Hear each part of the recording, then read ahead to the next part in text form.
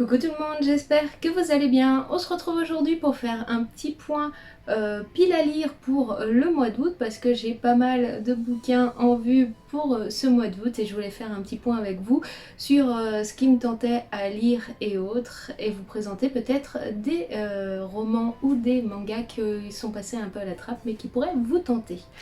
Bref, avant de me lancer dans la présentation de ma palle pour le mois d'août, je voulais m'excuser pour ce temps où j'ai été indisponible en vidéo puisque entre la chaleur et j'ai eu un souci au niveau de mes dents qui n'est pas réglé, qui sera réglé le 4 octobre, donc des fois l'articulation et la douleur étant assez forte, je n'ai pas pu tourner, mais pour le moment ça va, j'ai trouvé une solution on va dire de secours en attendant l'opération. Mais voilà, il risque d'y avoir de temps en temps des creux au niveau des vidéos. J'essayerai de faire mon possible pour qu'au moins je vous sorte 2 vidéos par semaine. Une vidéo lecture, point lecture ou présentation de livres le samedi. Et le dimanche, la sortie des Funko Pop de la semaine. En bonus, sur les semaines où ça ira mieux, vous aurez d'autres vidéos, je vous les présenterai au fur et à mesure, il n'y a pas de souci. Mais voilà, je tenais à m'excuser pour l'absence de ces quelques dernières semaines et puis vous prévenir que ça pouvait revenir dû à un souci au niveau de mes dents. Bref, on a terminé avec cet aparté, désolée, je tenais à m'excuser pour ceux qui me suivent régulièrement et on va pas perdre plus de temps et on va se lancer tout de suite dans ma pile à lire du mois d'août. On va commencer tout de suite avec les romans que je me suis fixés pour ce mois-ci, sachant que j'ai beaucoup de mal à me replonger dans les romans, donc j'espère arriver à suivre tout ce que j'ai envie de lire, même s'il y a pas mal de choses qui sont dépavées et qui risquent de me faire peur avant même d'avoir commencé la lecture. Bref, on perd pas plus de temps et on se lance tout de suite dans les romans que j'aimerais lire en août.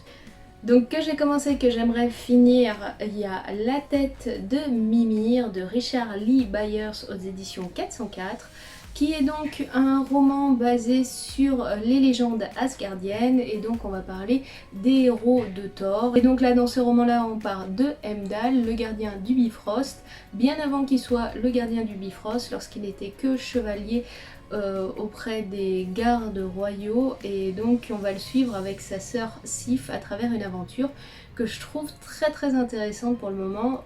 Pour le coup sur cette saga là il y a 6 tomes, on va suivre régulièrement différents dieux asgardiens et je pense que ça peut autant intéresser les fans de Marvel et de l'univers de Thor que ceux qui sont fans de légendes norvégiennes, mythologiques et autres, même si c'est pas 100% basé sur la véritable légende mythologique. On a quand même beaucoup de raccords et d'histoires autour de ça, donc pour les fans, n'hésitez pas à vous plonger là-dedans. Donc début du mois est sorti Hybride, que j'aimerais beaucoup lire, où là on va suivre l'histoire d'une jeune fille qui perd sa mère je crois et qui au même moment découvre qu'elle n'est pas n'importe qui. Elle est la dernière descendante des druides et des elfes si je me souviens bien. Et elle va devoir survivre puisqu'on essaye de la traquer et de la tuer en tant que dernière héritière du pouvoir des druides et en tant qu'elfe, d'après le peu que j'ai lu. Donc ça a l'air assez sympathique, pas mal fantastique, donc j'ai très hâte de me plonger dans cette lecture là. La semaine prochaine sortira plusieurs romans, il y en a 3 qui m'ont fait de l'œil. Tout d'abord il y a L'Aube du crépuscule de Pévrette qui me fait pas mal de l'œil, par contre c'est un pavé donc je ne sais pas si j'aurai le courage de lire. En termes d'histoire on est dans un monde où il y a eu une guerre atroce, humains contre démons, mais la paix existe depuis des décennies et des décennies, et là on va suivre 2 jeunes gens. Un jeune homme qui est donc l'héritier d'un des héros de la guerre et qui doit, malgré ce temps de paix propice, toujours montrer une bonne figure de héros, fils et descendant de héros. Et une jeune fille qui s'ennuie dans un rôle simple, qui aimerait un petit peu plus s'épanouir et se développer au sein de cette société-là. Mais hélas, en ce temps de paix, tout le monde est rentré dans des cases et il est difficile de changer de cases en quelque sorte pour évoluer. Jusqu'au jour où nos 2 héros qui veulent un petit peu partir à l'aventure et découvrir le monde et devenir des héros à leur tour sortent sur des territoires qui sont interdits et découvrent qu'en fait les démons qui devaient être disparus depuis des centaines d'années ou des dizaines d'années, je ne sais plus, sont toujours présents et donc ils vont devoir les combattre et révéler à la face du monde que le malheur est toujours présent et qu'il va falloir le combattre à nouveau. Donc ça pareil, ça me tente pas mal, c'est un roman héroïque fantasy, donc hâte de découvrir ceci. Dans la même semaine sortira De perles et de corail, où là on va suivre l'histoire d'une jeune femme qui est promise pour devenir la future impératrice, puisqu'il existe deux royaumes qui sont plutôt ennemis, mais jusqu'ici la tradition voulait que le prince du royaume ennemi épouse la princesse du royaume de notre héroïne. Et elle, depuis sa plus tendre enfance, elle est promise à devenir impératrice. Et là, au dernier moment, c'est sa sœur qui doit le devenir. Et les événements vont faire qu'elle va elle-même partir en fait au sein du royaume à la place de sa sœur jumelle qui a eu un accident pour devenir la future impératrice. Or, lorsqu'elle va se retrouver dans le royaume de son futur époux, au sein de la cour, elle va découvrir qui fomente des choses contre son royaume et elle va devoir tout faire pour essayer de survivre au sein de cette cour cruelle et d'essayer de sauver son royaume. Donc ça aussi, hâte de le découvrir. Et toujours cette semaine-là, le dernier roman sur lequel j'ai flashé s'appelle Prison Healer, où on va suivre donc une jeune fille qui travaille en tant que guérisseuse au sein de la prison. La prison vient de recevoir l'impératrice qui vient d'être condamnée à subir le châtiment ultime, où elle doit passer 4 épreuves à travers les 4 éléments. Or, tous ceux qui sont pour la survie de l'impératrice ont commencé à proposer de l'argent et des avantages à notre soigneuse au sein de la prison. Elle sait que l'impératrice est très malade, voire mourante, qu'il sera très difficile pour elle de subir les épreuves et d'en survivre. Elle va donc faire le choix fatidique de subir les épreuves à la place de cette impératrice-là pour pouvoir gagner sa place à la sortie de la prison, ainsi que pas mal d'argent. Et on va la découvrir donc avec le besoin de soigner cette impératrice et de la maintenir en vie quoi qu'il arrive, et celui de devoir subir les 4 épreuves les plus difficiles à travers les 4 éléments. Ça aussi, un roman plutôt fantasy jeunesse assez sympathique et hâte de découvrir.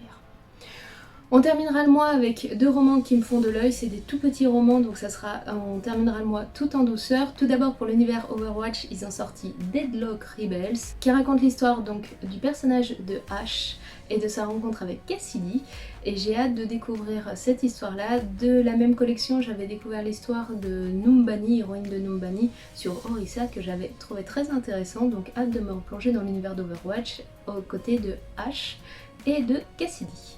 Sortira aussi en roman Les Carnets de l'apothicaire, donc qui est tiré d'un manga. J'ai hâte de découvrir l'histoire en roman, j'avais adoré le manga, voir les différents liens entre eux et si on suit réellement la même histoire et comment ça se lit en roman, mais ça sera à découvrir le 25 août. Et le dernier roman que je vais vous présenter, c'est un roman Disney, c'est un tome 2, ça sera City of Villains. Donc on continue les aventures au sein de la cité spéciale dans laquelle vivent pas mal de nos méchants Disney, qui à l'origine étaient des êtres tout à fait normaux, qui vivaient dans un lieu qui s'appelait La Déchirure, qui est un ancien lieu magique qui a perdu tout son pouvoir, mais lors du premier tome, il s'était passé pas mal d'événements et d'expériences. On suit une jeune fille qui, elle, fait partie de La Déchirure, donc potentiellement a des pouvoirs magiques ancrés en elle qui sont cachés, qu'elle ne peut plus utiliser, mais qui a décidé de vivre dans le monde normal et qui fait des enquêtes et policières au sein de ce monde normal. Et elle va donc côtoyer régulièrement des vilains qu'on connaît bien, tels que Ursula, Maléfique et Capitaine Crochet. Donc hâte de poursuivre ses aventures au sein donc de La Déchirure avec cette jeune fille qui est déchirée entre son passé et son présent. On en a terminé avec les romans qui me font de l'œil pour du mois d'août, donc il y a une sacrée pile à lire, on verra si on arrive à tout lire. Je sais que je suis pas mal entamée dans la tête de Mimir et que je trouve vraiment très bonne. C'est vraiment très intéressant pour les néophytes des légendes mythologiques norvégiennes. Ça commence à vous mettre des points de vue, mais en ça on en parlera à la fin du mois dans une vidéo spéciale update lecture. On va continuer la vidéo sur les sorties manga du mois d'août et les séries que je suis et que j'aimerais continuer. Donc je vais vous mettre aussi les visuels juste ici, je vous en parle rapidement.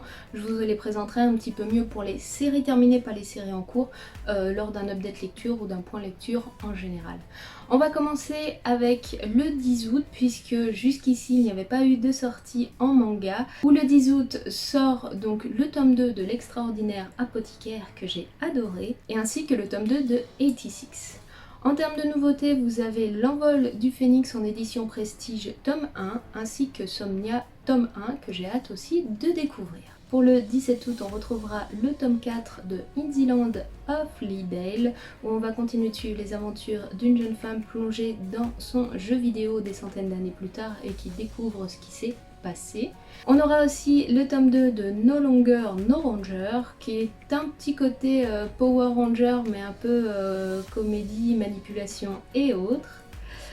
On aura le tome 4 de Désert 9 qui termine donc cette série-là qui est super intéressante, donc je vous parlerai en update lecture. On aura le tome 2 de Colocataires à leur manière.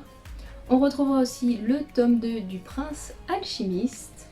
On aura aussi le tome 3 des enfants d'Hippocrate. On aura le tome 3 de Apparaît Ramnan, j'ai toujours du mal à le prononcer celui-ci, qui termine donc la série. C'est assez intéressant, ça parle de génie, d'automobile et de courses hyper dangereuses aux États-Unis. Donc ça pareil, je vous en parlerai en update lecture puisque la série est terminée. On aura Isekai Gourmet Magical Tablecloth tome 2, ainsi que le tome 2 de Dress of Illusional Monster, qui est très cool, un petit peu cocooning, où on rencontre une jeune couturière qui crée des vêtements uniques à travers de matériaux magiques. Et normalement en nouveauté on trouvera le tome 1 de Baymax et les nouveaux héros, donc à voir parce que pour le moment j'ai pas vu d'annonce dessus, peut-être qu'il a été reporté. Pour le jeudi 18 août, ça sera deux mangas que j'aimerais suivre. Le tome 3 de Boys Run the Riot, qui est super intéressant, où on parle justement de personnalités pas à l'aise dans son corps, qui souhaiterait être l'autre sexe ou s'habiller comme il veut. Bref, c'est une saga très très intéressante. Et on aura le tome 4 de Wandering Wish. Je verrai si je le continuerai parce que celui-ci est un peu spécifique et j'avais jusqu'ici un peu du mal à accrocher. On aura aussi le tome 1 de Golden Guys, le tome 1 pour Tesla Note et le tome 1 pour Black Fist, la naissance d'une légende. Et pour le 19 août sortira un seul tome, le tome 1 de Mitsubishi Colors. On passe au mercredi 24 août où là pas mal de sorties aussi. On aura le tome 4 de Couple of Kukeos, le tome 5 pour Fortnite of Apocalypse, le tome 3 pour Black Box, le tome 2 pour Violence Action, le tome 3 pour We Must Never Fall in Love, et un one-shot sur recueil d'histoires courtes par les dessinateurs de The Promised Neverland. Il y a aussi deux mangas one-shot qui sortent sur des célébrités que j'aimerais découvrir, une sur Léonard de Vinci et le deuxième sur Gandhi, que j'ai hâte de lire pour en apprendre un petit peu plus sur leur histoire. On passe sur le jeudi 25 août où là vous allez retrouver le tome 4 de Oshinokoi, le tome 4 aussi pour Sasaki et Miyano qui est une histoire d'amour, d'amitié super intéressante. Le tome 3 pour Ranking of Kings, pour le tome 2 pour Clévatès que j'ai adoré, qui est assez sombre comme histoire, et le tome 2 pour Dresseur dans un autre monde.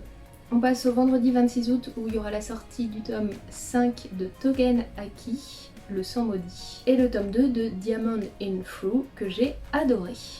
Et voilà les amis, on en a terminé avec ma palle à lire du mois d'août. Donc il y a beaucoup de mangas, mais c'est souvent un tome 2, 3, donc ça devrait aller assez vite. Sachant que là j'arrive à en lire une dizaine par semaine environ, entre 5 et 10 par semaine.